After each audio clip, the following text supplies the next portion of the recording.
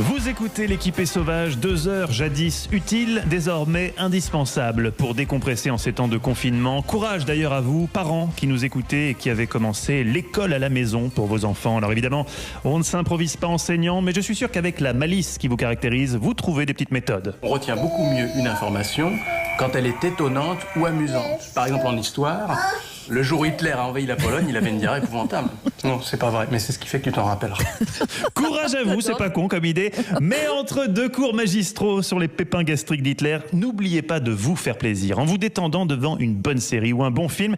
Eva, vous êtes notre expert média. Votre rôle est désormais essentiel à la survie de la nation. Vous êtes à la France de 2020 ce que le général de Gaulle fut à celle de 1940. Vous êtes la femme qui a dit non, non au programme pourri. Eva, nous écoutons votre chronique. 17 minutes de gagné. Ça, c'est un lancement de chronique, vous voyez ? Là, vous me faites plaisir. Voilà, c'est vrai. Merci beaucoup, Mathieu. Allez, 2 programmes encore à vous conseiller. Un à regarder en famille et puis une série un peu vintage, mais toujours aussi sympa. Ce soir sur France 2 à 21h05, vous pouvez tous découvrir en famille un nouveau numéro du magazine Sur le Front qui est présenté par Hugo Clément. Pédagogique, instructif, esthétique. C'est la 2e émission de cette série. Et vous allez embarquer au milieu des glaciers. Alors, on va partir en Norvège, mais aussi au Pérou et dans les Alpes. Et puis, il y a une des séquences très fortes de l'émission, c'est le sauvetage de Mike Horn. Vous savez, l'aventurier de l'extrême qu'on adore. Il a été filmé, ce sauvetage ? Et oui, il a été filmé. On n'avait pas encore vu les images. Il est avec son coéquipier. Ils avaient prévu de traverser l'Arctique en 2 mois. Mais la fragilité de la banquise et les conditions climatiques ont eu raison d'eux et ils ont failli y laisser leur vie. Énième coup du sort. Il va enregistrer Mike en train de tomber dans l'océan Arctique. L'eau est à 2 degrés. On distingue ses skis. Borgé se précipite vers lui pour l'aider à s'extirper et monter une tente en urgence. Alors ils vont monter une tente en urgence et puis avec un petit réchaud à gaz, il va essayer de réchauffer son corps, Mike Horn. Il a vu de la pluie en Arctique, ils ont senti surtout des températures qui variaient de moins 38 à plus 2 degrés. La banquise qui ne faisait que 5 cm d'épaisseur contre 5 mètres habituellement. Alors autant vous dire que le réchauffement climatique, c'est pas une vue de l'esprit. Mike Horn et son coéquipier s'en sont sortis. Les retrouvailles avec leur équipe de sauveteurs et avec les filles de Mike qui sont d'ailleurs extrêmement émouvantes. Mais la situation des glaciers, elle est dramatique comme le prouve l'émission.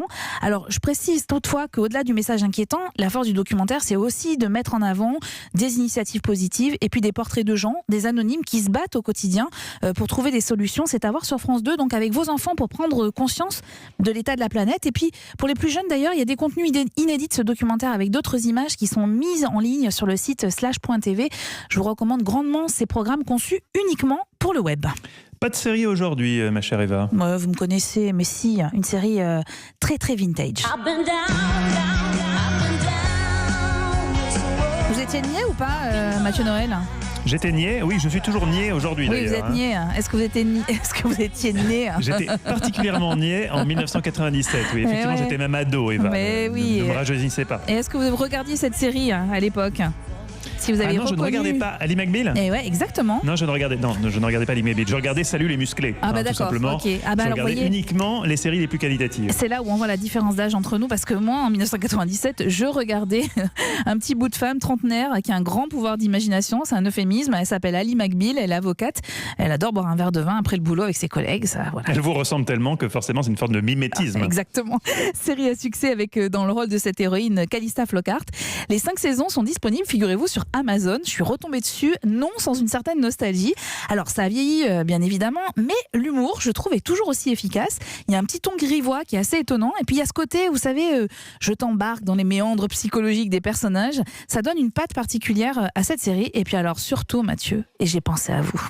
Autre motif de réjouissance, c'est la musique. La bande originale de la série est un bijou, avec notamment un titre qui illustre une danse des avocats dans les toilettes du bar où ils aiment se retrouver. Oh, Barry. Oui. Ça, c'est une musique aussi qu'on peut utiliser chez soi en ce moment pour trouver des activités récréatives. Non mais franchement, ça met de bonne humeur. Ça et les Beach Boys, on vous a trouvé les 2 musiques anti-déprime, la voix chaude de Barry White.